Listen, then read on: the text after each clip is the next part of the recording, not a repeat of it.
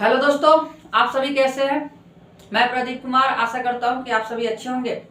इससे पहले हम लोगों ने कड़वक चैप्टर को देखा था, उसके अर्थ को समझा था। आज हम लोग प्रश्न उत्तर को देखेंगे। बारी बारी से प्रश्न को समझते हैं। हमारी ओर से पूरा रहेगा कि आप सभी को अच्छे से समझाया जाए ताकि आप सबका जो क्वेश्चन है बढ़िया से बन सके। पहला सवाल है, कवि ने अपनी एक आंख की तुलना दर्पण से क्यों की है।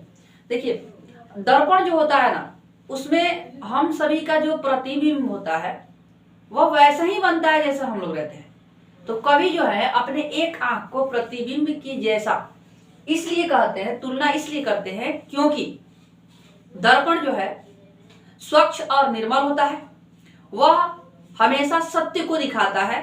उसी तरह से कवि भी एक आंख से पूरे संसार को देख लेते हैं। दूसरी चीज कि उनका मन जो है निर्मल है, स्वच्छ है, जिसकी वजह से जो रूपवान लोग हैं वो लोग भी उनके पास आते हैं, चाव से आकर उनसे क्या करते हैं, ज्ञान अर्जित करते हैं। पहला क्वेश्चन समाप्त हो गया। दूसरा है, पहले कड़वक में कलंक, कांच और कंचन से क्या तात्पर्य है, इनका मतलब बताना है। पहला कड़वक था, उसमें ये 3 शब्द आया था, इसका मतलब बताना है। तो लिखिएगा कि पहले कड़वक में कलंक, कांच और कंचन से कवि का यही तात्पर्य है कि कवि को भगवान ने कलंकित किया है, चांद के जैसा बनाकर कलंकित किया है। जिस तरह से चांद में दाग होता है तब भी वह संसार को प्रकाशवान करता है, उजागर करता है, उसी तरह से कवि भी जो है ना वो भी रूपहीन है, चांद की तरह कलंकित है, तब भी वह क्या करते हैं, इतनी सुंदर सुंदर रचनाओं को गढ़ते हैं। कांच का तात्पर्य कच्ची धातु है।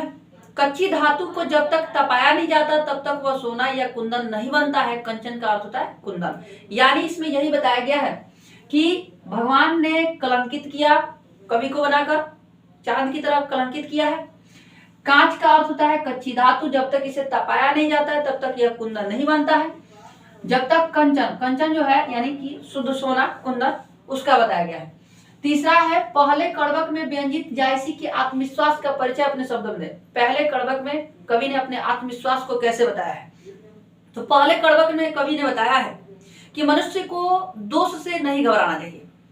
दोष से अधिक अगर उसके अंदर गुण है तो वह प्रख्यात हो जाता है। जैसे कवि है, वह रूपहीन है, उसके बावजूद भी इतनी अच्छी अच्छी काव्य रचे हैं, तभी तो हम लोग इनके मरने के बाद भी इन्हें याद करते हैं। तो कवि ने पहले कड़वक में बताया है, अपने आत्मविश्वास को जाहिर किया है कि मनुष्य का दोष जो है कम होना चाहिए, गुण अधिक होना चाहिए। जैसे आम में जब तक मंजर नहीं आता है, जब तक डाब नहीं आता है, तब तक वह सुगंधित नहीं होता है। समझ रहे हैं ना। तो यहाँ पर यही बताना है, ठीक है। कवि ने किस रूप में स्वयं को याद रखे जाने की इच्छा व्यक्त की है। कवि ने किस रूप में, तो लिखिएगा कि जिस प्रकार से फूल नष्ट हो जाने के बावजूद भी उसका सुगंध रह जाता है, उसी तरह से मनुष्य भी मर जाने के बाद उसके यश जो है ना यहाँ रह जाते हैं, उनका कर्म यहाँ रह जाता है। उसी कर्म के दौरान हम लोग क्या करते हैं, उन्हें याद करते हैं। तो कवि भी जो है ना उस फूल की तरह है, उनके जाने के बाद हम उन्हें, उनकी काव्य की रचना को पढ़ पढ़ कर क्या करेंगे, उन्हें याद करेंगे। भाव स्पष्ट करना है।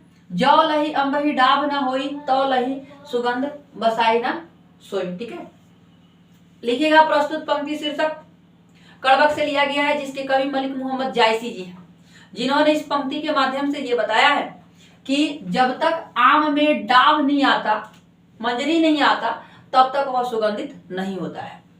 रक्त की लेई का क्या अर्थ है, तो लिखिएगा कवि जो बताना चाहते हैं कि रक्त का लेई का मतलब यह है कि मैंने इस काव्य की रचना अपने रक्त की लेई बना बनाकर तब किया है।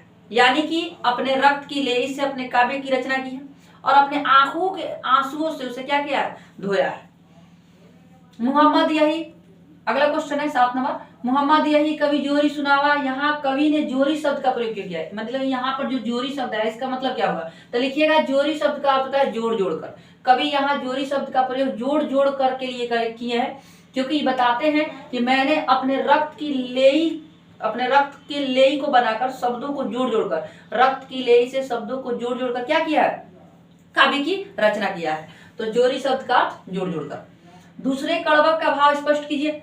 दूसरे कड़वक के माध्यम से कवि क्या बताना चाहते हैं, तो दूसरे कड़वक के माध्यम से कवि ये बताना चाहते हैं कि जिस तरह से फूल जो होता है नष्ट होने के बाद भी सुगंधित रहता है, उसी तरह से मनुष्य भी मर जाने के बाद उसके यश जो रहते हैं यहीं पे रह जाते हैं। जैसे रतन सेन राजा पद्मावत रानी, ये सभी लोग चले गए, लेकिन इनके यश की वजह से इनको आज भी याद किया जाता है।